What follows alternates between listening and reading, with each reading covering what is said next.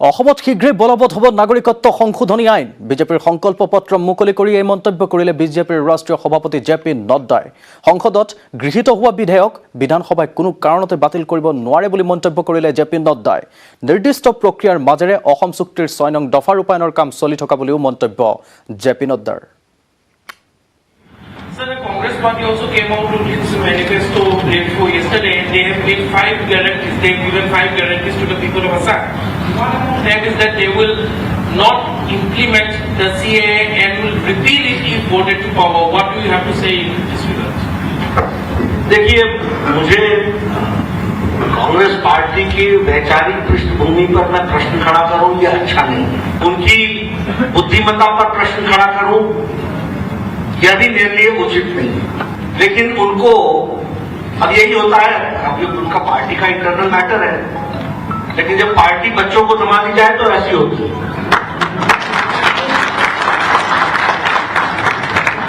This law is a central legislation. By voting in Assam, a state legislation cannot change the central legislation. अब ये दो बातें हो सकती हैं, अज्ञानता या असम की जनता को धोखा। दोनों ही डेट्रीमेंटल और दोनों ही असम की जनता के लिए बड़ी घातक है। इसलिए कांग्रेस से बचो, भाजपा के साथ चलो। Clause 6 of the Assam Act is concerned. What is it? It is under process. We stand committed.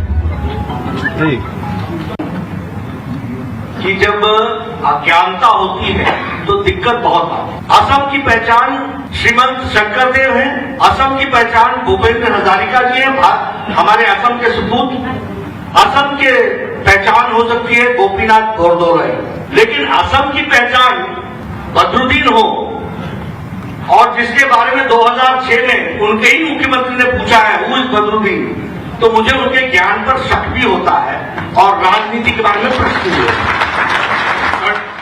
নিৰ্বাচন আয়োগৰ নিৰ্দেশক্ৰমে কোনো লোক যাতে ভোটদানৰ অধিকাৰৰ পৰা বঞ্চিত হ'বলগীয়া নহয় তাৰ বাবে পদক্ষেপ হাতত লৈছে জিলা প্ৰশাসনে ঘৰে ঘৰে পলিং প্ৰিজাইডিং আৰক্ষী গাঁওবুঢ়া ৰাজনৈতিক দলৰ লোকৰ উপস্থিতিত ঘৰতে ভোট গ্ৰহণ অনুষ্ঠিত হৈছে মূলতঃ 80 বছৰ ঊৰ্ধৰ লোক বিশেষভাৱে সক্ষম ব্যক্তি আৰু কোভিডত আক্ৰান্ত ব্যক্তিয়ে যাতে কোনো অসুবিধাৰ সন্মুখীন নোহোৱাকৈ ভোটদান কৰিব পাৰে তাৰ বাবে ঘৰে ঘৰে গৈ ভোট গ্ৰহণ কৰিছে বিষয়াসকলে ইতিমধ্যে দৰং জিলাৰ নিৰ্বাচনী জিলাৰ 4টা সমষ্টিৰ পৰা বিশেষভাৱে সক্ষম আৰু 80 বছৰ বা তাতোতকৈ অধিক ঊৰ্ধৰ সৰ্বমুঠ 1706 জন লোকে পোষ্টেল বেলটৰে ভোটাধিকাৰ সাব্যস্ত কৰিছে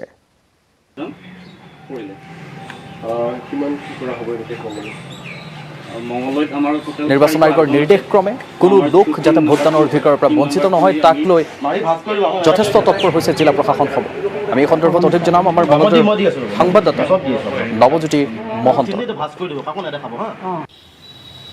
নিশ্চয় নিৰ্বাচন আয়োগৰ নিৰ্দেশক্ৰমে সমষ্টিয়ে দেখিবলৈ পোৱা গৈছে এতিয়া ঘৰে ঘৰে গৈ 80 ঊৰ্ধৰ যিসকল বয়স্ক লোক তেওঁলোকৰ যি পোষ্টেল বেলটৰ জৰিয়তে ভোট গণনা ইতিমধ্যে আৰম্ভ হৈছে আৰু যি মঙলদৈ সমষ্টিত যদি আমি উপস্থিত আছোঁ মঙলদৈ সমষ্টিত নিৰ্বাচন আয়োগৰ নিৰ্দেশক্ৰমে তেওঁলোকে এই ব্যৱস্থা গ্ৰহণ কৰিছে ৰমেশে দেখুৱাইছে আমি পুলিং প্ৰিজাইডিং বিষয়াসকল আছে তেওঁলোকৰ কথা যত্ন কৰিম যিহেতু নতুন নিয়ম এটা এইবাৰ কৰিছে ঘৰে ঘৰে গৈ ভোট লোৱা 80 ঊৰ্ধৰ লগতে শাৰীৰিকভাৱে সক্ষম লোকক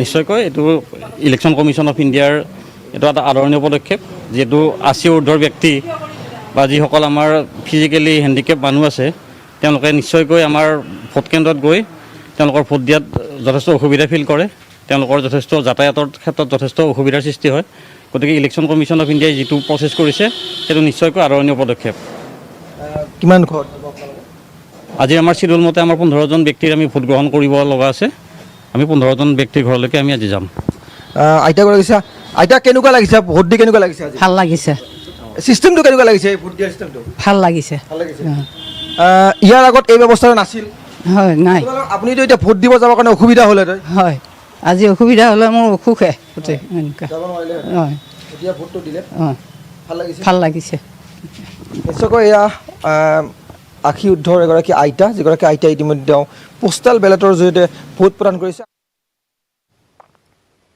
বিজেপি অহাৰ পিছত মাফিয়া ৰাজ চলিছে অসমত শাসনত কংগ্ৰেছ চৰকাৰ